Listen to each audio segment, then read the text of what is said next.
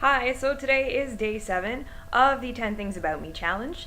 So for day 7, what I have to do is say 10 places that I want to go to and why. And for this part of the challenge, I've decided to list 10 places simply for the location being the location that it is. And if I don't mention like a place that some of my friends live who I have yet to meet, like my online friends, it's not because I actually don't want to visit your city. This is specifically just places that I've always wanted to go to. So this is more city based, not because friends would live in these cities. Anyways, let's get started. Let's go to number 1 on the list. Number 1 is Osaka. I've actually been trying to get to Osaka for like all year. The reason being is that it's very and geographically it's really close to Korea, so that means that it would only take me a few hours, like maybe less than 2 hours, to fly to Osaka, and I don't have to worry so much about jet lag because I can't take a lot of days off from my workplace, just given the way that my workplace is. So I specifically, if I want to make any type of vacation from now until I go back to Canada in November, then it's going to have to be the kind of place that's really geographically close to me, because most days, I think in the most days I can take off is maybe 3 or 4 in a row. Yeah, I can't even take off a full week. There's just no way that's going to be happening. And when I say 3 or 4 days, I mean that includes weekends. So I would choose Osaka because it's close, and I also am a bit more interested in seeing more about Japanese culture. When I went last time, I was in Tokyo, and Tokyo was fun in some ways. I wasn't a big fan of Tokyo, but I'd like to probably go see more traditional Japanese culture. And I really always wanted to go see Kabuki theater. So if I go to Osaka, I actually hope I can see some Kabuki.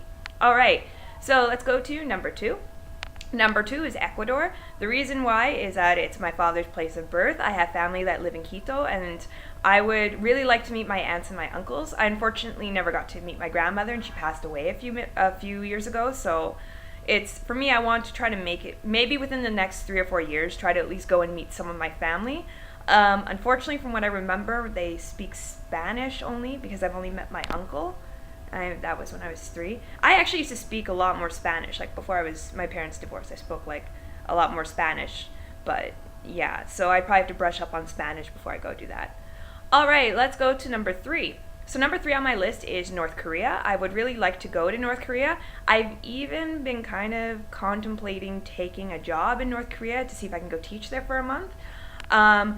I know that's probably not the best decision. If I did that, my mother would freak out because she doesn't want me going anywhere near that country, but I would just want to go and experience it, just for the experience. I wouldn't want to stay for very long, and I would want to see just kind of what the work environment would be like, what my interactions with the local people would be, just see the culture as it is.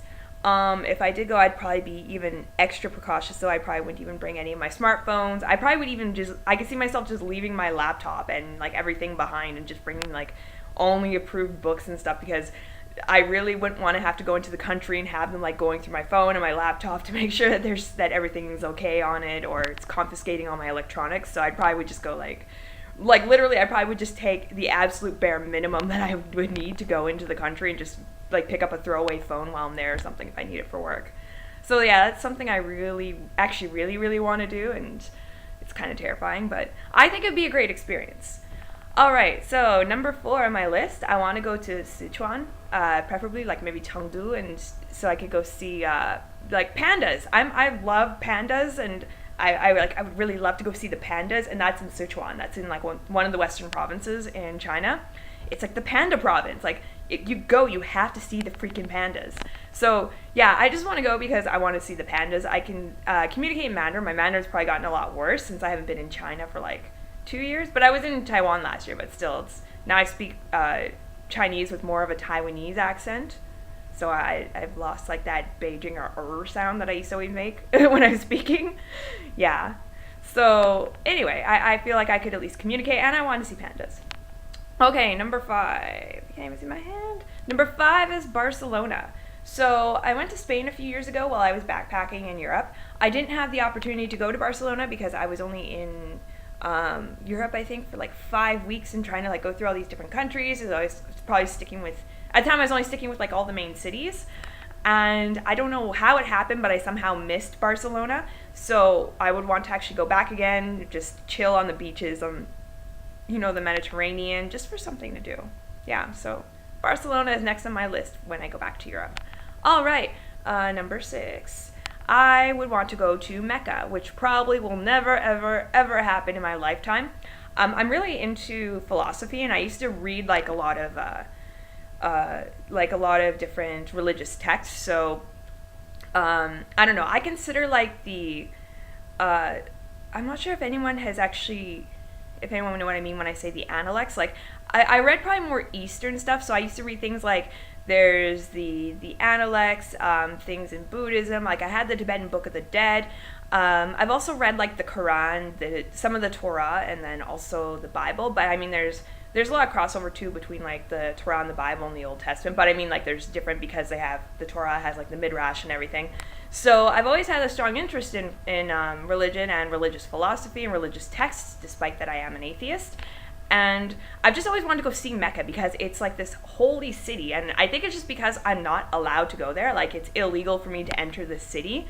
And I actually would have to convert to Islam if I wanted to go enter the city. But I mean, if I had the chance to do it, like I would do it in a heartbeat, probably above any other thing on this list, just because it is a holy city and it's just, I would just want to go experience it, just see what it's like. And maybe that's not like a good reason, but yeah, I mean, most people, they do like the Hajj, that's the pilgrimage they take to Mecca. I think they say they have like up to 15 million people a year who just go for tourism alone. It's a city that runs on the tourism in the, I guess in the Islamic world, I could say. So I don't know, just because I've read the text, I just want to go see it.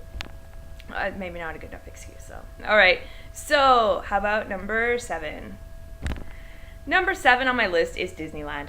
I personally don't care which Disneyland. I don't care if it's Disneyland, Disney World, Disney SeaWorld, or whatever. It's just any kind of Disneyland. That would be like my childhood dreams. Like, I would just probably explode or like burst into tears the second I get through the gates and get my ticket. I would just be like, oh my God, I'm finally here. Like, it's what I always wanted to do as a child. My mother had wanted to do with us. Like, she tried so hard, but it's just like we didn't necessarily grow up in like a very financially stable household, so we were never able to make the trip down to America. In fact, I don't even remember us taking any trips to America because my mother was always working in the summers. So that would just be all my childhood dreams come true. And I think that if I went, I would have to bring my mother with me because my mother, she just loves cartoons, she loves Disney. Like I'd have to buy a ticket for her too, and of course, like I'd just take her with me, and she'd probably be like freaking out more than I would about it. But yeah, I would like to go to some kind of like Disney theme park. That's one of my dreams. All right, number 8 on the list. Number 8, my hands off screen. Number 8 is any kind of giant comic convention. I've been to some of the conventions here in Korea. These are they're more local artists based, so they've got like their own manga, the fan-made manga that they like to draw. And I guess they call it like doujinshi or something like in Japan, but that's kind of like what they mostly have here in Korea. So it's all local artists, and if they're very small, and it's usually mostly teenagers that go. So the majority of the people are between the ages of about 12 and 17 when you go in. So there's only like a handful of us adults, and usually it's us foreigners who just want to like check it out. And it's really not much of anything compared to other countries. I tried going to Fan Expo, but every single time, like I was in Toronto for 5 years, and every single year what ends up happening is I would be scheduled for some crazy schedule just that weekend at every single job I had worked at.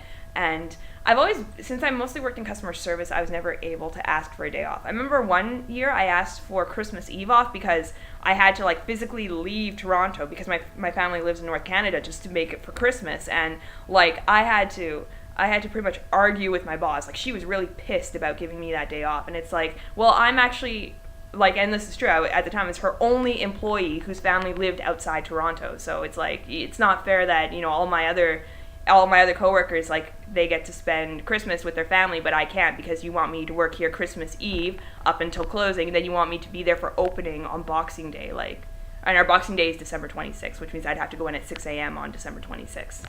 So, yeah. So anyway, that's just a rant about working in customer service. Like they're so unfair to you. And so I've never had the opportunity to go to comic conventions at all. I've never been able to get the day off at that time to go to like the big ones like Fan Expo, or if I could like go to Comic-Con in the States. And so that's one thing I would want to do in my lifetime, is to go and see it and just geek out and cosplay as something crazy and just like living my dream right there, you know? That'd be awesome. All right, number 9 is ridiculous. So I decided I would want to go to the island nation of Niue, and the reason why is because they have Pikachu on their $1 coins. I would just go there just for Pokemon money. Which is, okay, I think it's the craziest on this list. Like, yeah, I'm just gonna waste all this money to fly to this island nation just so I can, have Pokemon currency. Like, it's worth it. It's just worth it for me. All right, and number 10 on the list. Number 10. So, I have chosen Quebec City. And I know I'm Canadian. I've lived in Canada like most of my life. The first 23 years of my life, I was in Canada the entire time. And I have never gone to Quebec City. I've been to Montreal. I've been to, where else? I've been to Matapedia, which is also like, it's in like the really, really south corner of Quebec, like right close to the New Brunswick border. And I've been to like other places in the province. I've never actually lived in Quebec, but most of our vacations when I was younger, they were in Quebec. And I still have never been to Quebec City. They have the Winter Carnival. Carnival happens, is it Carnival? I think it's called Winter Carnival. And it happens usually in Quebec City, I think every February. Actually, I think it happens when they have Carnival in Rio. So I think they cross over those two, because I believe there's a lot of Catholics in Quebec, but it's like a winter carnival that they have in Quebec City, where they have like also ice sculptures, and it's just a huge event. And I've always wanted to go to that. So I really probably should make an effort. But just Canada's so big, and it's like when I'm in Canada, it's every time when I go back from Asia, like I usually take like 2 months off from work in Asia to go back to Canada. I end up just going like all sorts of places, but then I never actually end up going to all the places I want to go to, because there's just never enough time. So yeah, it's something I want to do in the future, is go to Quebec City. Yeah. All right, so those are 10 places that I want to go and the reasons why I want to go to them. So thanks for watching, and yay, day 7 is done. Only 3 more days left. Bye!